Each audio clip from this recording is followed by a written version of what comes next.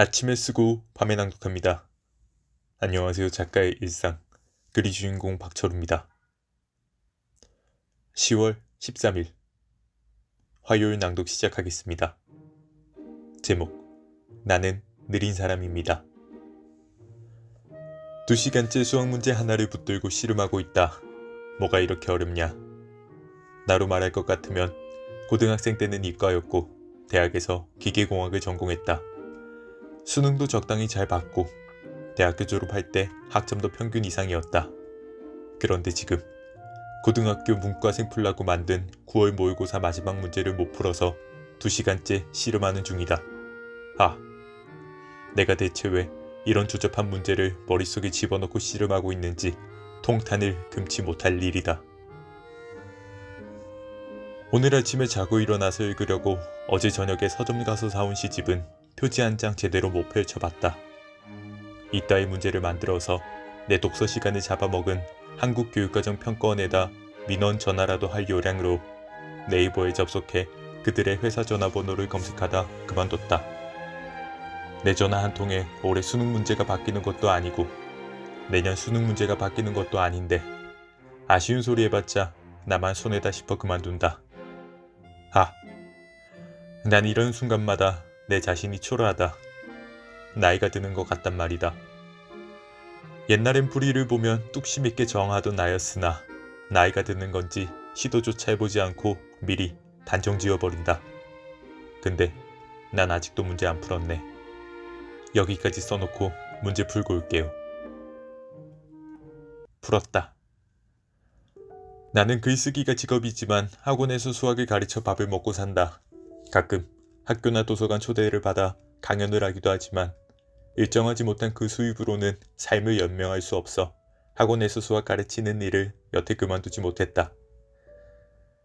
나는 내가 수학 선생님이라는 사실이 부끄러웠다. 밖에 나가서 작가라고 말하고 싶은데 누군가 내게 무슨 일 하냐고 물으면 먼저 입에서 뱉는 말은 수학 선생님이었다. 나는 왜 작가라고 떳떳하게 말하지 못했을까? 그렇게 집에 돌아오는 날에는 어김없이 뒷맛이 씁쓸했고 그림자는 어깨가 푹 처져 있었다. 나도 슈퍼스타가 되고 싶었다. 집에서는 함부로 앉아있지도 않는다는 어느 유명 작가의 말처럼 오전에는 누워서 책 읽고 오후 늦게 일어나 점심 한술 뜨고 책상에 앉아 글을 실컷 써보고 싶다. 그렇게 해도 생계에 지장이 없다면 말이다. 하지만 현실은 그리 녹록하지 않다. 글은 쉽게 밥이 되지 않고 덕분에 하루는 쳇바퀴 돌듯 계속 돌아야 한다. 오전에 일어나 글 한 줄 써놓고 서둘러 지하철에 올라타야 한다. 책은 이때밖에 읽을 시간이 없다. 학원에 도착하면 돈가스 도련님 도시락으로 간단히 점심을 먹은 뒤 오후에 있을 수업 준비를 해놓고 제 자식 성적 안 오른다는 학부모의 민원을 다 견뎌내고 나면 서둘러 수업 들어가기에 바쁘다. 4시부터 시작되는 수업은 10시가 되면 끝이 난다. 서둘러 학원 문을 단속하고 지하철역까지 뛰어가면 10시 16분 지하철을 간신히 탈 수 있다. 50분에 내려 11시에 헬스장에 도착하면 12시에 문 닫을 때까지 운동할 수 있다. 그것도 눈치 보여 45분쯤엔 나가줘야 한다. 집에 도착하면 12시 10분, 씻고 소파에 앉으면 1시가 된다. 책 몇 줄 읽다 졸린 눈을 비비면 대개 1시 50분. 나의 하루는 매일같이 밀도 있게 채워져 있다. 나는 슈퍼스타가 아니다.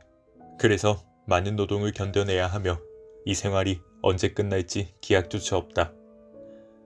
그럼에도 이 생활이 너무 힘들어서 눈물을 흘린다거나 재능 없이 태어났다고 내가 아닌 누군가를 원망하는 일도 없다. 다만 가끔 내 삶이 초라하게 느껴지는 순간이 덜어 있는데 대개 누군가를 많이 부러워할 때다.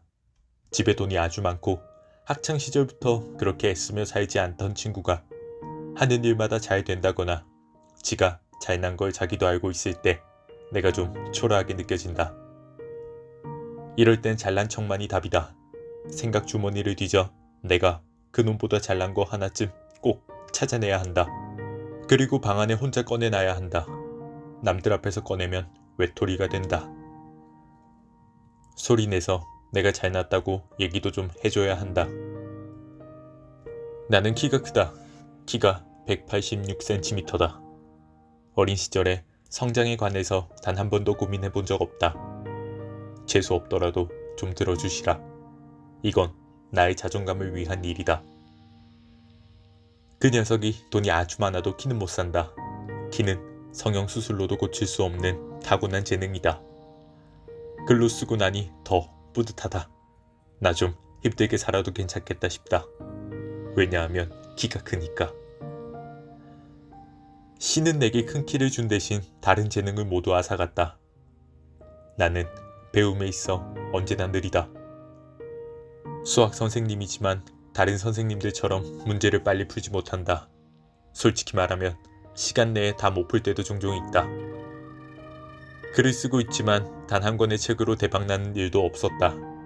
오늘까지 4권을 출판했지만 그 중에 좀 잘된 책도 있지만 대체로 길 가던 사람 잡고 물으면 모를 가능성이 높다. 유튜브가 대세라고 누가 그랬다.